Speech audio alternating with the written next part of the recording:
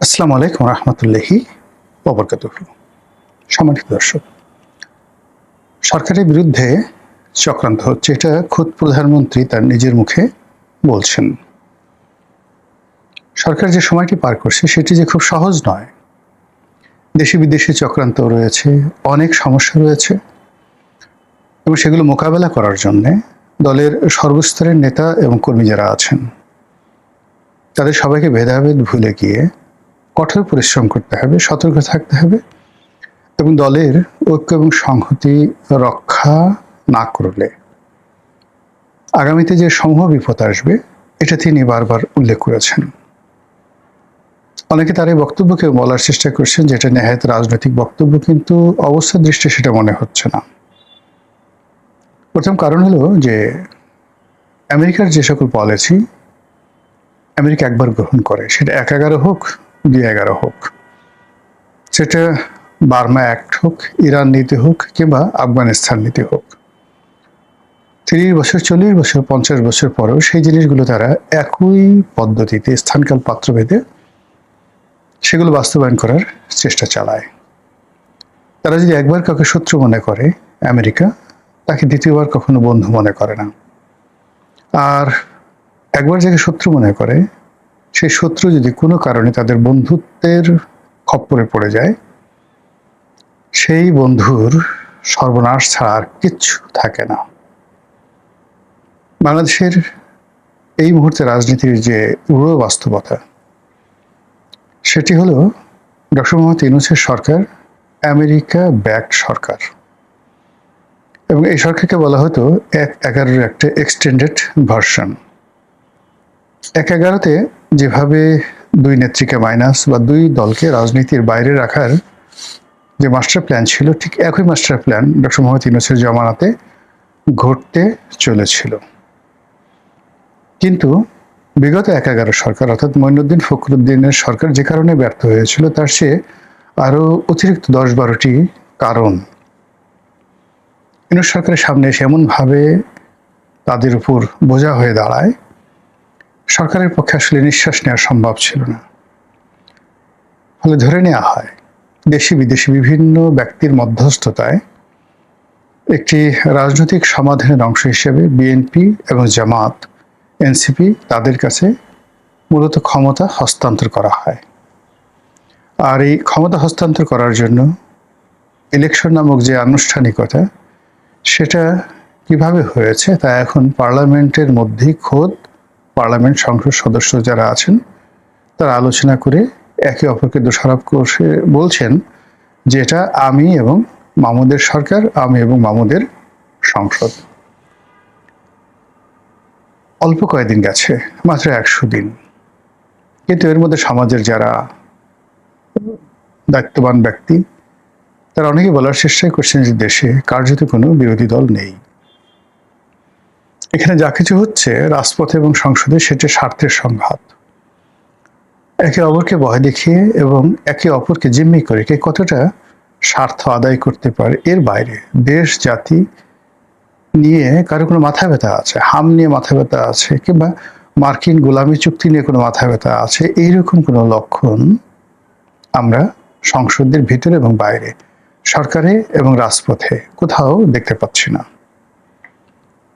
BNP এবং জামাত, NCP উভয় পক্ষ, মানে ত্রিপক্ষ, তারা সবাই মিলে একে অপরকে ভয় দেখাচ্ছে মূলত শেখ হাসিনার আগমন, আওয়ামী লীগের প্রত্যাবর্তন ইত্যাদি বিষয় নিয়ে। এবং তারা সবাই জানে যে তারা একে অপরের সঙ্গে খেলাধুলা করছে, এর মধ্যে দেশ চলছে দেশের মতো করে, আর রাজনীতিবিদরা যে যার মতো করে চলে যাচ্ছে, কিন্তু কোনো একটা জায়গাতে গিয়ে ধারাবাহিকতা লক্ষ্য করা যাচ্ছে না, যেটাকে বলা হয় কনসিস্টেন্সি। এর ফলে কর্মসংস্থান, আইন শৃঙ্খলা উন্নতি, চাঁদাবাজি বন্ধ, কর্মসংস্থান, মানুষের মনে প্রশান্তি, স্বস্তি, এবং রাষ্ট্রীয় কর্মে যারা সরকারি কর্মকর্তা কর্মচারী রয়েছেন তারা অন্তরস্থল থেকে শ্রদ্ধা, ভালোবাসা এবং অর্ঘ্য নিয়ে অংশগ্রহণ করবেন, এরকম কোনো লক্ষণ আজকের দিন পর্যন্ত তৈরি হয়নি। এরই মধ্যে কতগুলো আজীব সমস্যা এবং অদ্ভুত সিঁদুরে মেঘ আমাদের রাজনীতির যে আকাশ সে আকাশে দেখা দিয়েছে। হঠাৎ করে ১/১১ যিনি প্রধান ব্যক্তি জনাব ডক্টর ফখরুদ্দিন সাহেব, একসময় তিনি বিএনপির জমানাতে বাংলাদেশ ব্যাংকের গভর্নর ছিলেন, আর ১/১১ যে পুতুল সরকার, সেই পুতুল সরকার যেটি আমেরিকার সরকার ছিল, যেটি ভারতের সরকার ছিল, যেটি সেনাবাহিনীর সরকার ছিল, সেই সরকারের একজন পুতুল প্রধানমন্ত্রী ছিলেন।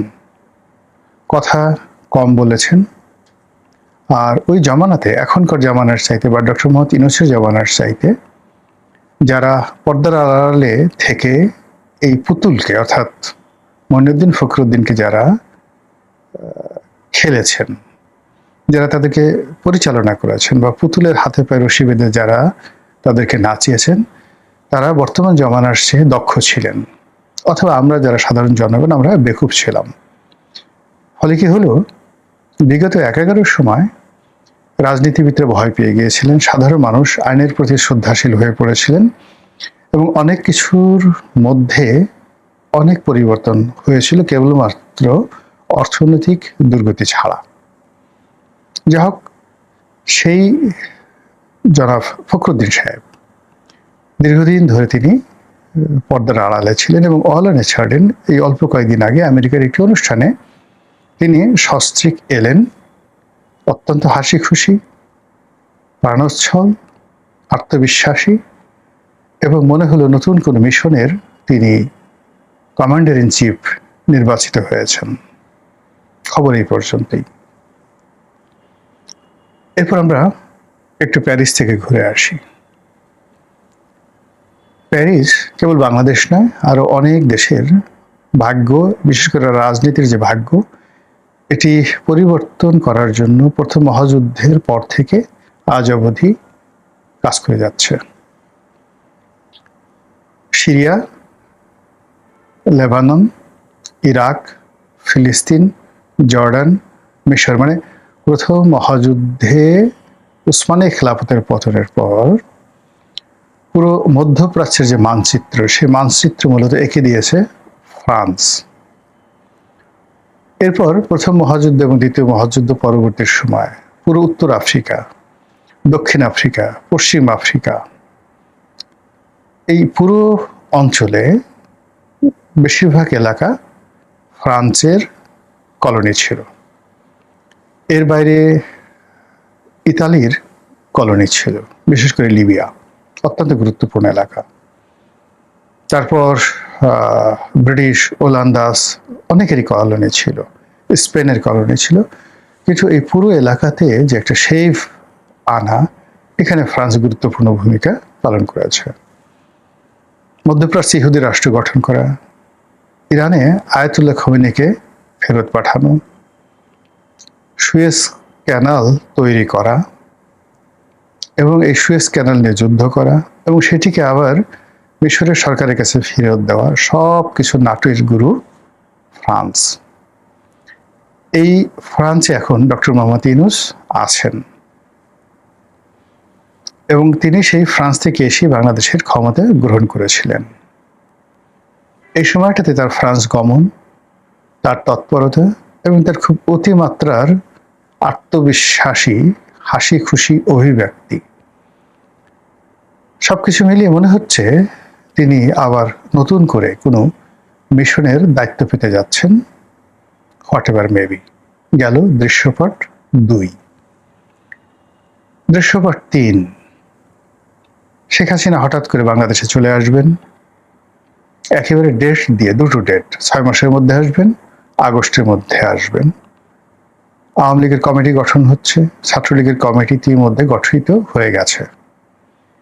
ঢাকার রাজপথে, চট্টগ্রামের রাজপথে, বরিশাল, বিভিন্ন এলাকাতে বিচ্ছিন্নভাবে ছাত্রলীগ, আওয়ামী লীগ মিছিল মিটিং করে যাচ্ছে। আওয়ামী লীগের যে সকল সাইবার টিম রয়েছেন, যারা অনলাইনে দলের পক্ষে প্রচারণা চালান, তারা ডক্টর মোহাম্মদ ইউনূস এবং তারেক রহমান এই দুজনকে একই সারিতে বসে এবং আমেরিকা বিরোধী প্রচার করে পুরো একটা সাংস্কৃতিক বিপ্লব ঘটিয়ে দিয়েছে। অসংখ্য গান, অসংখ্য কবিতা, অসংখ্য ছোট ছোট ছোট ছোট ভিডিও ক্লিপ, তারপর অসংখ্য টিকটক। এর বাইরে আওয়ামী লীগের যে সকল নেতারা কথা বলতে পারেন তাদের নানা রকম বক্তৃতা এবং বিবৃতি, এগুলো করে শেখ হাসিনা যে বাংলাদেশের জন্য খুবই অপরিহার্য, শেখের বেটি আসবে, দেয়ালে দেয়ালে লিখে দে, এবং শেখ হাসিনাকে উদ্দেশ্য করে অসাধারণ কতগুলো গান রচিত হয়েছে যে আপনি রাগ করবেন না, অভিমান করবেন না, আপনি বাংলাদেশে না এলে আমাদের এই দেশ বাঁচবে না, আপনার হাতে এই দেশ নিরাপদ। এই ধরনের প্রচার এবং প্রপাগান্ডা একেবারে ধুমছে দিদাসছে ইন্টারনেটে এমনভাবে চলছে, ইন্টারনেট খোলার সঙ্গে সঙ্গে মনে হচ্ছে যে সেখানে আওয়ামীময় একটা জগৎ, এর বাইরে অন্য কোনো জগৎ নেই। ফলে এই ব্যাপক প্রচারণার কারণে মানুষের মধ্যে আওয়ামী লীগ সম্পর্কে যে বিষক্রিয়া ছিল, শেখ হাসিনার কখনো ফিরে আসতে পারবে না, আওয়ামী লীগ কখনো ফিরে আসতে পারবে না, এই পুরো জিনিসটি নিউট্রালাইজ হয়ে গেছে। এবার ঢাকা রাজপথে আসুন। ঢাকা রাজপথে আজকে যে ভিডিওটি করছি, আজকে অফিস খোলার প্রথম দিন, সোমবার, এবং জুন মাসের 1 তারিখ। আজকের এই দিনটিতে ইসলামী ব্যাংক দখল করা নিয়ে ইসলামী ব্যাংকের গ্রাহকদের পরিচয়ে জামাতের হাজার হাজার নেতাকর্মী মতিঝিল ইসলামী ব্যাংকের হেড অফিসের সামনে প্রতিবাদ জানাচ্ছিল ব্যাংকটিতে যে নতুন চেয়ারম্যান নিয়োগ করা হয়েছে তাকে বাদ দেওয়ার জন্য। পুলিশ বেধড়ক পিটিয়েছে এবং জলকামান ব্যবহার করে তাদেরকে সেখান থেকে তাড়িয়ে দিয়েছে। ওখানে যারা উপস্থিত লোকজন তারা সবাই সরকারকে দোষারোপ করছে। তাদের বক্তব্য হলো, যারা এই ব্যাংকটিকে সর্বনাশ করেছে তাদেরকেই, অর্থাৎ এস আলম পরিবারকে আবার এটার মালিকানায় ফিরিয়ে আনার জন্য সরকারের ভিতরে যারা ডিফ্যাক্টো প্রধানমন্ত্রী, ডিফ্যাক্টো পাওয়ারফুল, যারা দিল্লির এজেন্ট, ভারতের এজেন্ট, তারা on behalf of Sheikh Hasina, on behalf of S Alam কাজ করে পুরো আর্থিক সেক্টরটিকে, শুধুমাত্র ইসলামিক ব্যাংক নয়, অন্য যে 5টি ইসলামিক ব্যাংক রয়েছে সেগুলো সহ আরও যে সকল ব্যাংকে আওয়ামী লীগের মালিকানা, সব কিছু আবার আওয়ামী লীগের হাতে ফিরিয়ে দেওয়ার জন্য চেষ্টা করছে, যেটি জামাত এবং তার যারা সমর্থক তারা করতে না দেওয়ার জন্য রাজপথ গরম করেছে, এবং এটা চলতে থাকবে।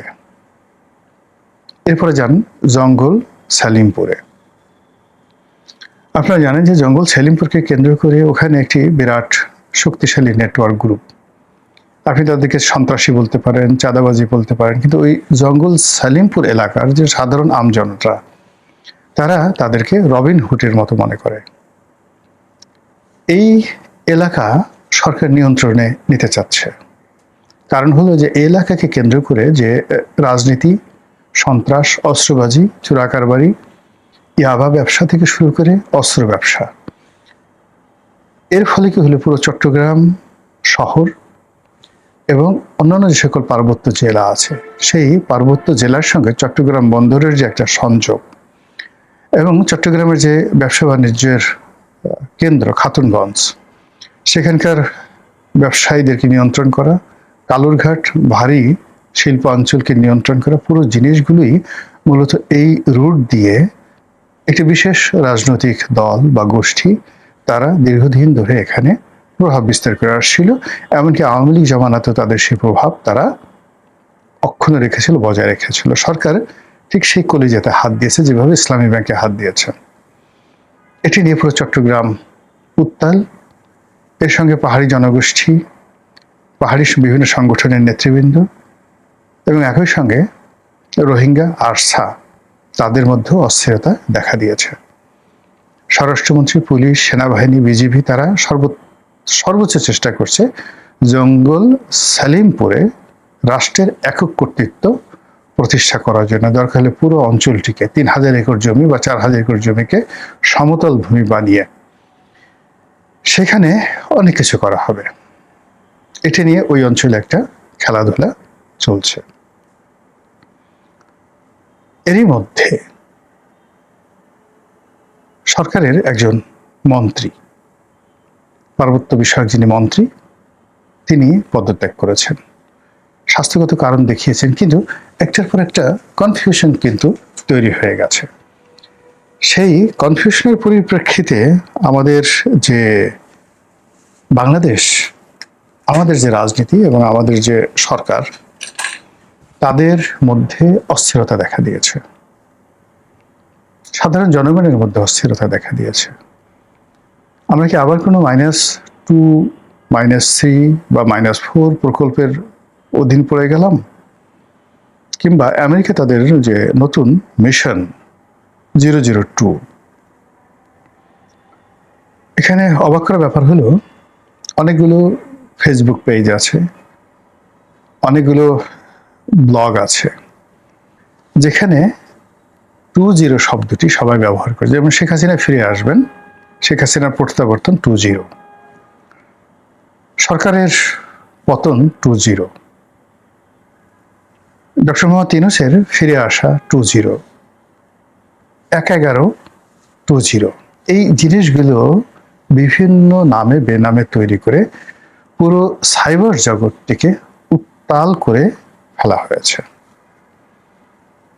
আর এই সময়টিতে রাজনীতির নামে, সংবাদপত্রের স্বাধীনতার নামে, তারপরে যাকে বলা হয় জনগণের অধিকারের নামে একটার পর একটা যে সকল ঘটনা ঘটে যাচ্ছে, যে সকল তথ্য সামনে চলে আসছে, যে সকল কনফিউশন তৈরি হয়ে যাচ্ছে, এটি একটি নবীন সরকারের জন্য স্বস্তিদায়ক নয়। গণভবন নেই, বঙ্গভবনে সাবধান চুপ থাকবেন কি থাকবেন না। সামনে সেনাপ্রধান জেনারেল ওয়াকারুজ্জামানের মেয়াদ শেষ হতে চলেছে। কে হবে নতুন সেনাপ্রধান?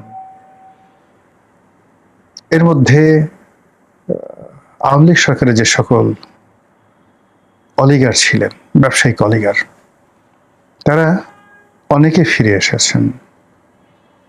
তাদেরকে পুনর্বাসিত করার জন্য নানা রকম প্যাকেজ ঘোষণা করা হয়েছে। ধারণা করা হয়ে থাকে যে এদের অনেকের সঙ্গে সরকারের যে সকল লোভী অংশ রয়েছে, সরকারের যে সকল ক্ষমতার বলয় রয়েছে, যারা ঘুষ দুর্নীতিতে আকণ্ঠ নিমজ্জিত, তাদের সঙ্গে এদের একটা লেনদেন, সমঝোতা, বোঝাপড়া হয়েছে। এর ফলে এই বিষয়াদি নিয়ে সংসদে যেটা বলা হচ্ছে আমি এবং মামুদের সংসদ, আমি এবং মামুদের যে সরকারের কথা বলা হচ্ছে, সমঝোতার সরকারের কথা বলা হচ্ছে, সেই জায়গাতে যে ফাটল দেখা দিয়েছে, যে ফাটলের প্রেক্ষিতে আমরা মতিঝিলকে গরম হতে দেখছি, জঙ্গল সালিমপুরকে গরম হতে দেখছি, কক্সবাজার পার্বত্য অঞ্চলকে গরম হতে দেখেছি, সেই গরমে যদি হঠাৎ করে ডক্টর মোহাম্মদ ইউনূস, মঈনুদ্দিন, ফখরুদ্দিন কিংবা আরও কেউ নতুন কোনো নাম নিয়ে আপনারা আমার সামনে হাজির হন, আপনারা অবাক হতে পারেন, কিন্তু আমি অবাক হব না। মহান আল্লাহ আমাদের সবাইকে হেদায়েত দান করুন এবং হেফাজত করুন। আসসালামু আলাইকুম ওয়া রাহমাতুল্লাহি ওয়া বারাকাতুহু।